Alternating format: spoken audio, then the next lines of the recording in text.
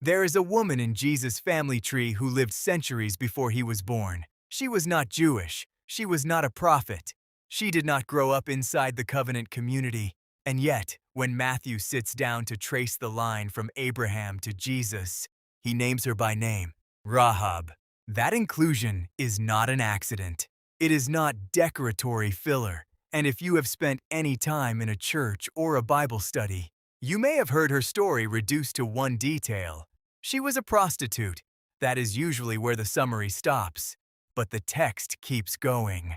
And what the text says next is genuinely worth slowing down for. Let me set the scene so the geography makes sense. The year is somewhere around 1400 BCE, though scholars hold a range of dates for the Exodus and conquest, and we do not need to settle that debate here. What matters is the situation on the ground. The Israelites have been wandering in the wilderness for 40 years. Moses has died. Joshua has taken command. And now the entire nation is camped east of the Jordan River, looking across at the land they have been promised. Before them, on the western bank, stands the city of Jericho. Jericho is not just any city, it is the eastern gateway into Canaan. If you are moving westward from the desert, Jericho is the first wall you hit. It sits in the Jordan Valley, and it controls movement into the highlands beyond. You cannot simply go around it. Militarily, politically, and symbolically, Jericho is the border. The Israelites must deal with it before they can deal with anything else. Joshua knows this. He sends 2 spies across the river. The mission is straightforward on the surface. Go in, look at the land, and come back. But the moment they enter Jericho, their presence is noticed. The king of Jericho gets word that Israelite men have entered the city. And where do the spies end up? At the house of a woman named Rahab. Now here is where many retellings move too fast. The text in Joshua 2 does not explain exactly why the spies went to Rahab's house. What it does tell us is that she lived in a house built into the city wall, which meant her home was on the edge of everything, literally on the perimeter. This placement matters because it affects what she sees and what she hears. Rahab occupies a marginal space in Jericho, both socially and physically. She is not at the center of power. She is at the edge of the city, watching caravans pass, hearing travelers talk. The king sends a message. It is direct. He tells Rahab to hand over the men who came to her house. He already knows they are spies. He already knows why they are there. Rahab makes a choice. She has already hidden the 2 men on the roof under bundles of flax that were drying there. When the king's messengers come to her door, she tells them the men left before the city gate closed at dark. She says if they hurry, they might still catch them. The messengers take off in the direction of the Jordan crossing. The gate closes behind them. This is a remarkable moment. Rahab, a Canaanite woman in a Canaanite city, has just defied the direct order of her own king to protect 2 strangers who are scouts for an invading army.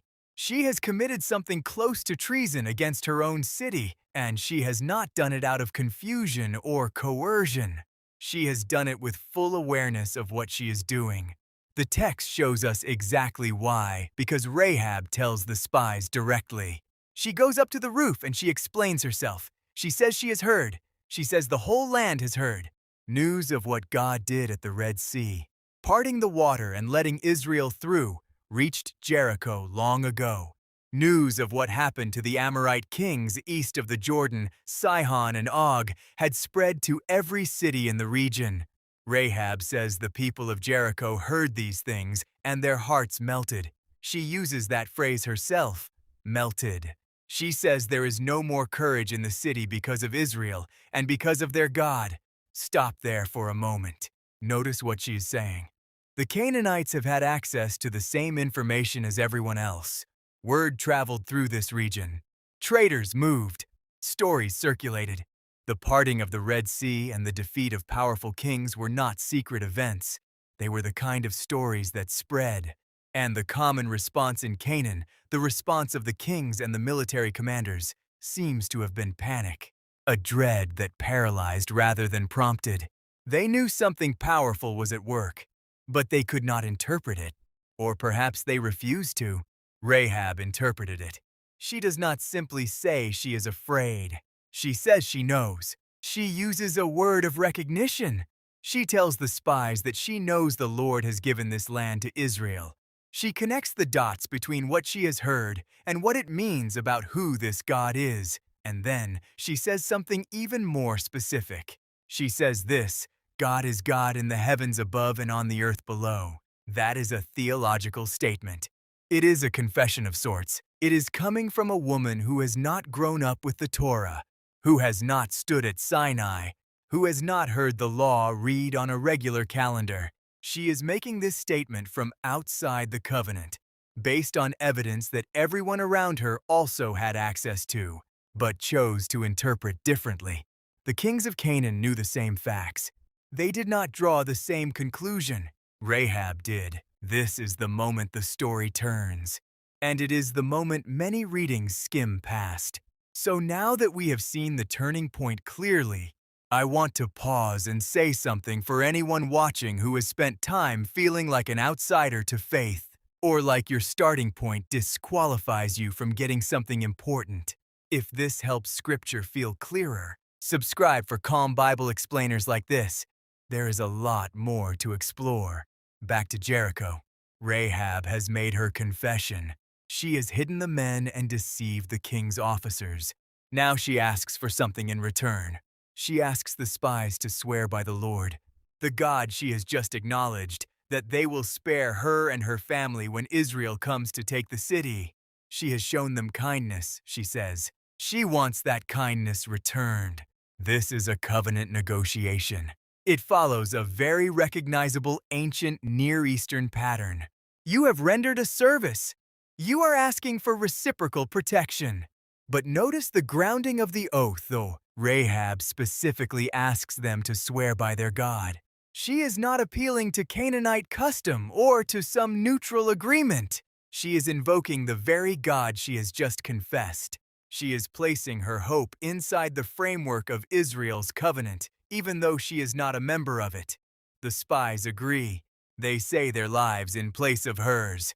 If she does not betray their mission, then when the time comes, she and her household will be spared. Then comes the red cord.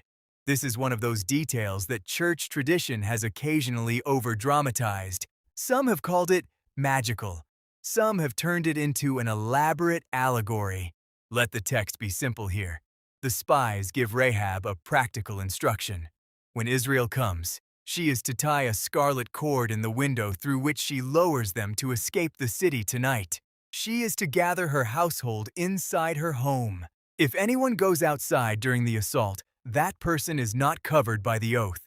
If anyone stays inside, they will be protected. The cord is a rescue sign. It is a marker. It allows the Israelite soldiers, when the assault begins, to identify which house in the wall is hers. That is what it does. It functions the same way that the blood on the doorposts in Egypt functioned. Not as a magic charm, not as a mystical object, as a visible marker that communicates a covenant relationship. You are inside this. You will be passed over. Rahab agrees to these terms. She ties the cord immediately. The text is careful to note this. She does not wait until Israel crosses the river. She does not wait until the walls begin to fall. She ties the scarlet cord in the window as soon as the spies have gone. That detail is small, but it matters. Acting before the crisis arrives is not the same as acting during it. It shows that her decision was settled. The spies return to Joshua and give their report. They say the entire land is filled with fear of Israel. Their mission has confirmed everything. Joshua prepares the nation to cross. The Jordan crossing happens. The people observe ceremonial preparation. The priests carry the Ark of the Covenant into the water. The river stops. The people cross on dry ground. They set up memorial stones. They observe Passover on the plains of Jericho. All of this takes days. Rahab and her family are waiting inside that house on the wall with the scarlet cord visible in the window. Then comes the famous part of the story, the one most people know. For 6 days, the Israelite army marches around Jericho once each day. Priests blow rams' horn trumpets. No battle cry, no assault, just a silent march and the sound of horns. On the seventh day, the army marches around the city 7 times. On the seventh circuit, the priests blow a long, sustained blast. Joshua tells the people to shout, and the walls of Jericho collapse. The text says they fell down flat. Every soldier charged straight ahead and took the city, but not that house on the wall. Joshua specifically sends the 2 spies back to Rahab's house, and they bring out Rahab, her father, her mother, her brothers, her whole household. Everyone inside that house survived. The text says they brought them out and put them outside the camp of Israel. They were not yet inside the community, but they were alive, and they were safe. What happens next is told in a single short sentence, but it is doing a great deal of work. The text says Rahab lived among the Israelites. That phrase suggests permanent relocation, integration, a new community, a new life. She did not return to Canaanite society because Jericho no longer existed. She did not remain in permanent exile. She joined the people whose God she had confessed on a rooftop before the walls ever fell. Now jump forward several centuries to a very different kind of document. Matthew writes his gospel sometime in the late 1st century CE. He opens with a genealogy, which is a move that has confused and frustrated readers ever since. Who reads genealogies? But Matthew's genealogy is doing something intentional. It is tracing the line from Abraham to David to Jesus, and it is including names that a strict royal registry might have left out. Matthew names 4 women in this genealogy before reaching Mary, the mother of Jesus, Tamar, Rahab, Ruth, Bathsheba. Scholars have noted for centuries that each of these women has something unconventional in her story, and the unconventional element is not identical in each case, which means there is no single clean theory that explains all 4. But in Rahab's case, the inclusion communicates something visible. She was a Gentile. She was a Canaanite. She was a woman who lived in a city that Israel destroyed, and she is in the line of David. The text of Matthew 1:5 names her as the mother of Boaz. Boaz, who appears in the book of Ruth, who married Ruth, who is David's great-grandmother. That makes Rahab David's great-great-grandmother. And David is the king whose lineage leads, generation by generation, to Jesus. Matthew does not editorialize. He does not write a footnote explaining why he has included her. He just names her. But the naming itself is a statement. The line of the Messiah runs through a woman from a city that Israel defeated. A woman who made a decision based on information and faith before she had any official standing in the covenant. A woman who, by any external measure of that culture, stood outside the boundary. The text remembers her. And she is not alone in being remembered. 2 New Testament letters, written decades apart and for different purposes, both single her out by name. The letter to the Hebrews, written to a community in the 1st century, contains a famous passage in chapter 11. It is often called the Hall of Faith. The writer lists figures from Israel's history who acted on trust in God when the outcome was not yet visible. Abel, Noah, Abraham, Sarah, Moses, and then, in the same list, without apology and without qualification, Rahab. Hebrews 11:31 says, "She did not perish with those who were disobedient because she had welcomed the spies in peace." The word translated as faith in this passage carries the sense of active trust, not merely belief as an intellectual position.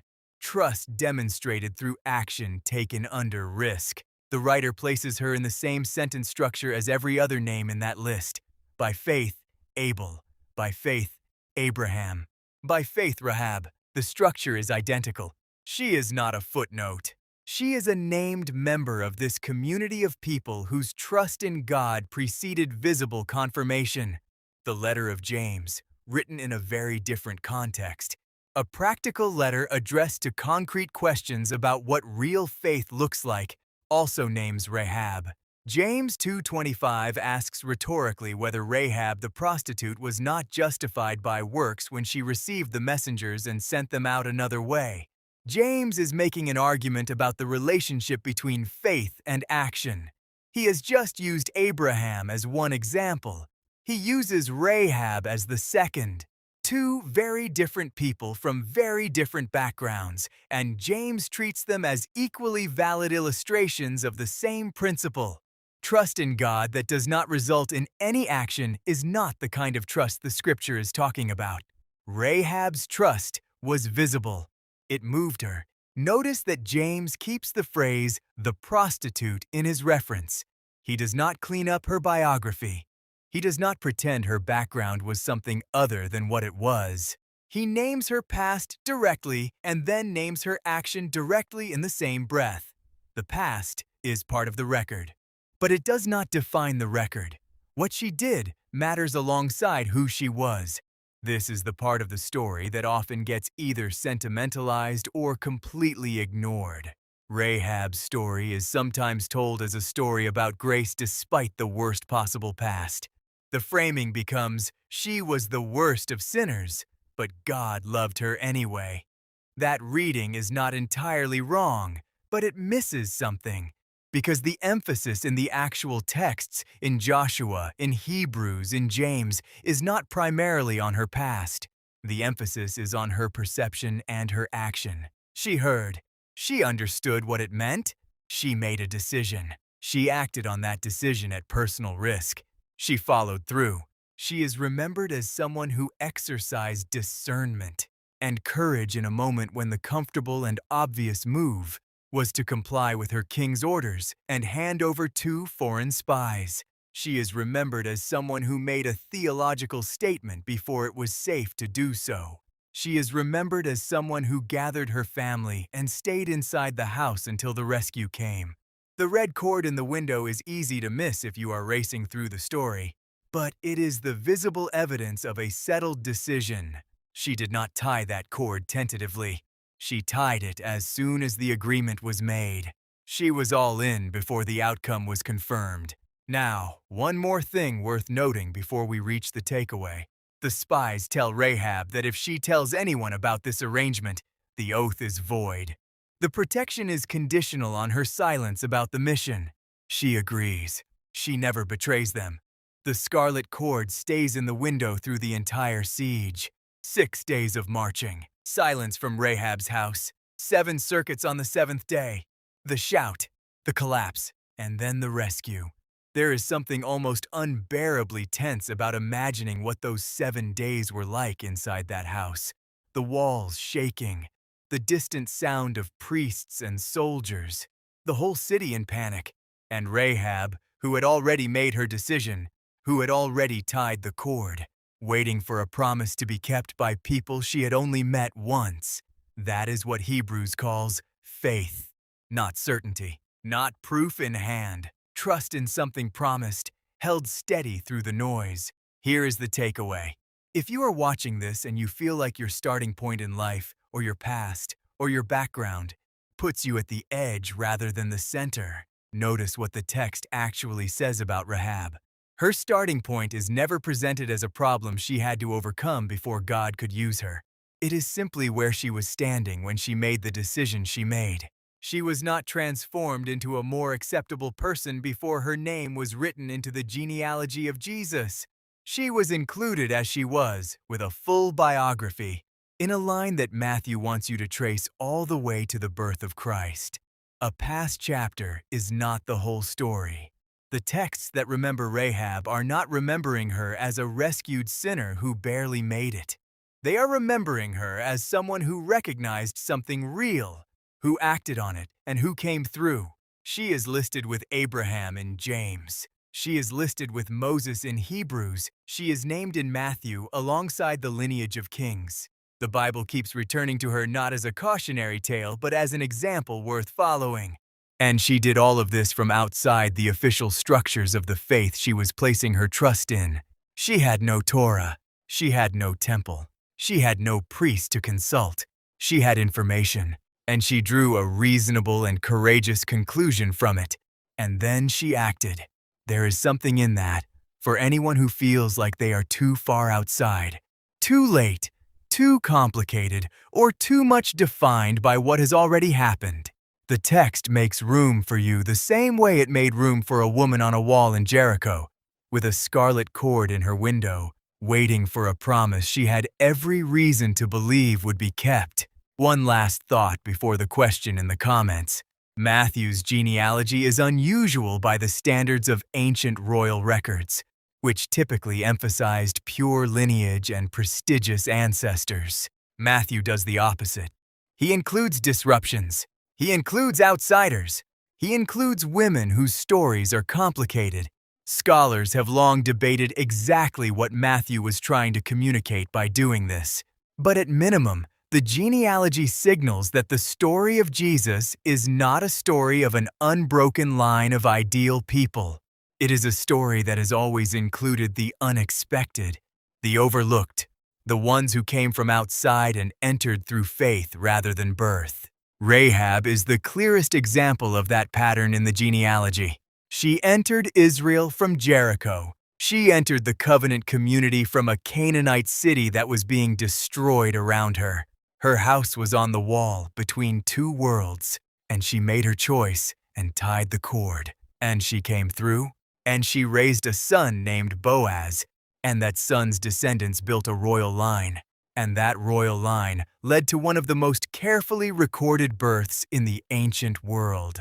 All of that begins on a rooftop in Jericho, when a woman who had no official reason to trust Israel's God decided that she had heard enough to know what was true and acted accordingly.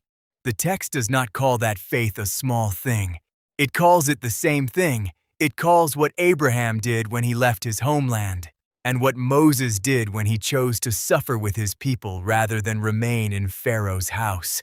3 people from 3 very different situations. One word in Hebrews that covers all of them. Trust that moved. So here is the question I want to leave in the comments because I am genuinely curious what you think. When you read Rahab's story, which moment stands out to you most? Is it the decision on the rooftop before anything happened? Is it the scarlet cord tied immediately when the agreement was made?